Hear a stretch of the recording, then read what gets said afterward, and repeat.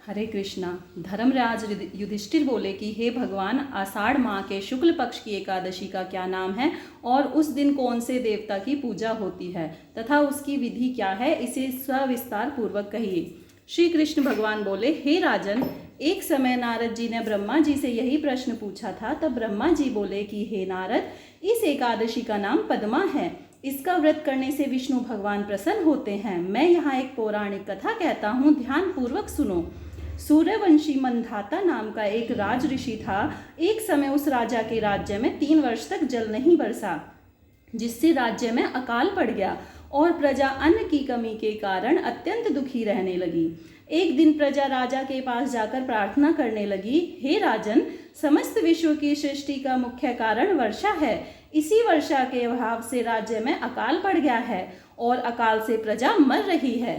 हे राजन, आप कोई ऐसा उपाय बताइए जिससे हम लोगों का दुख दूर हो। इस पर राजा मानधाता बोले कि आप लोग ठीक कह रहे हैं। वर्षा से ही अन्न उत्पन्न होता है। वर्षा ना होने से आप लोग बहुत दुखी हैं। राजा के पापों के कारण ही प्रजा को दुख भोगना पड़ता है। मैं बहुत सोच विचार कर रहा हूँ, फिर भी मुझे अपना कोई दोष दिखाई नहीं दे रहा। मैं आप लोगों के दुख को दूर करने के लिए बहुत यत्न कर रहा हूँ। ऐसा कहकर राजा मानधाता भगवान की पूजा कर कुछ मुख्य आदमियों को साथ लेकर वन को चल दिया। वहां पर ऋषियों के आश्रम में घूमते घूमते अंत में ब्रह्मा के पुत्र अंगिरा ऋषि के पास पहुंचे। वहां मुनि अभी नित्य क्रम से निवृत्त हुए थे। राजा ने उनके सम्मुख प्रणाम किया और मुनि ने उनको आशीर्वाद दिया और बोले, हे राजा, आप कुशल पूर्वक तो हैं तथा आपकी प्रजा भी कुशल पूर्वक होगी। आप इस स्थान पर कैसे आए सो कहिए। राजा बोले कि हे महर्षि, मेरे राज्य में 3 वर्ष से वर्षा नहीं हो रही है। इससे अकाल पड़ गया है और प्रजा महान दुख भोग रही है। प्रजा के कष्टों को दूर करने के लिए कोई उपाय बतलाइए। इस पर वह ऋषि बोले, हे राजन, यह सतयुग सब युगों में श्रेष्ठ है। इसमें धर्म के चारों चरण सम्मिलित हैं, अर्थात इस युग में धर्म की सबसे अधिक उन्नति होती है। इस युग में ब्राह्मणों को तपस्या करना तथा वेद पढ़ना ही मुख्य अधिकार है।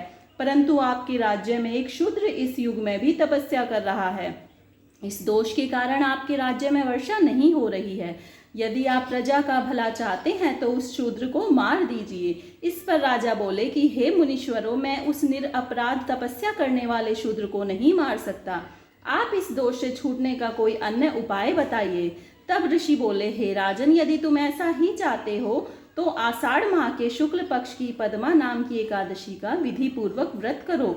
इस व्रत के प्रभाव से तुम्हारे राज्य में वर्षा होगी और प्रजा सुख पाएगी, क्योंकि इस एकादशी का व्रत सब सिद्धियों को देने वाला है और समस्त उपद्रवों को शांत करने वाला है। इस एकादशी का व्रत तुम अपनी प्रजा व सेवक तथा मंत्रियों सहित करो। मुनि के वचनों को सुन राजा अपने नगर को वापस आए और उसने विधि पूर्वक पद्मा एकादशी का व्रत किया। उस व्रत के प्रभाव से राज्य में वर्षा हुई और मनुष्यों को सुख पहुंचा। इसलिए यह व्रत सबको करना चाहिए। यह व्रत इस लोक में भोग और परलोक में मुक्ति देने वाला है। इसकी कथा पढ़ने व सुनने से मनुष्य के सब पाप नष्ट हो जाते हैं। इस एकादशी को देवशयनी एकादशी भी कहते हैं और इस व्रत को करने से विष्णु भगवान प्रसन्न होते हैं। अंत मोक्ष की प्राप्ति के लिए भी मनुष्य को यह व्रत करना चाहिए। चातुर्मास व्रत भी इस एकादशी के व्रत से शुरू किया जाता है। अपनी किसी समस्या से छुटकारा पाने के लिए किसी दूसरे का अहित नहीं करना चाहिए। अपनी शक्ति से और भगवान पर पूरी श्रद्धा और आस्था रखकर संतों के कथनानुसार सत्कर्म करने से बड़ी बड़ी विपदाओं से छुटकारा मिल जाता है। राधे राधे।